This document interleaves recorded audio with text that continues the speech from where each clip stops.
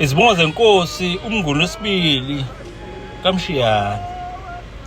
Umnguni ngumande kwesendlovu uganga amanzi engawesi imlomo kwathi amanzi kodwa sale babaza kwathi izimvubu zayikhexa imlomo izingwenya zaphephele entabeni.